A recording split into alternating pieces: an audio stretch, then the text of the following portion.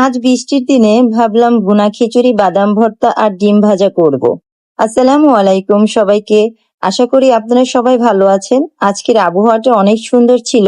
আর ভাবলাম এর ভিতরেই যদি বাদাম ভর্তা সাথে খিচুড়ি আর ডিম ভাজা করা যায় তাহলে ভালোই হবে। আর ওয়েদারটা ছিল অনেক সুন্দর। তো যেই বলা সেই কাজ, চলে আসলাম খিচুড়ি রান্না করার জন্য। আর ভুনা খিচুড়িটা তো আমার কাছে অনেক বেশি ভালো লাগে। কথা বলতে বলতে এদিকে ভুনা খিচুড়িটা হয়ে গেছে, আর সাথে বাদাম ভর্তাটা। এখন ডিম ভেজে নেব। আর পেঁয়াজ মরিচ লবণ দিয়ে ডিমটাকে মাখিয়ে রেখেছিলাম।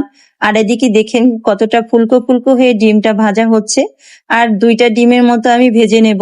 আর যেহেতু এখানে ভর্তা ছিল আর ডিম ভাজাটাও আদি বধরার জন্য করতেছি, তো ওরা ডিম ভাজা দিয়ে নাকি খিচুড়ি খাবে। যাই হোক, সিম্পল খাবার, কিন্তু খাবারটা খেতে অসাধারণ। রান্নাঘর জুড়ে ঘ্রাণ যেন ছড়িয়ে পড়ছিল। আর খাওয়ার সময় মনে হচ্ছিল এটাই যেন বৃষ্টির দিনের সেরা খাবার। এদিকে আদিবা তো এই তো খাবার বেড়ে নিচ্ছিল। আর আদিবার ভুনা খিচুড়িটা অনেক বেশি পছন্দ। বৃষ্টির দিনে তোমরাও কি ভুনা খিচুড়ির সাথে ডিম ভাজা আর ভর্তা খেতে ভালোবাসো? অবশ্যই কমেন্টে জানাবে। তো এদিকে খাওয়া দাওয়া শেষ করে একটু রেস্ট নিয়ে তারপর সন্ধ্যার দিকে দেশি পেয়ারার সাথে আমড়া কেটে নিচ্ছিলাম। আর আমড়াগুলো ছিল অনেক মিষ্টি। আর পেয়ারাগুলো আমার বড় আপুর গাছের পেয়ারা। আর পেয়ারা আর আমড়া সন্ধ্যার দিকে মেখে খাচ্ছিলাম, ভালোই লাগছিল। অল্প একটু লবণ দিয়ে মাখিয়ে নিচ্ছিলাম। আর কারা কারা আছো দেশি ফল খেতে অনেক বেশি পছন্দ করো, অবশ্যই কমেন্টে জানাবে।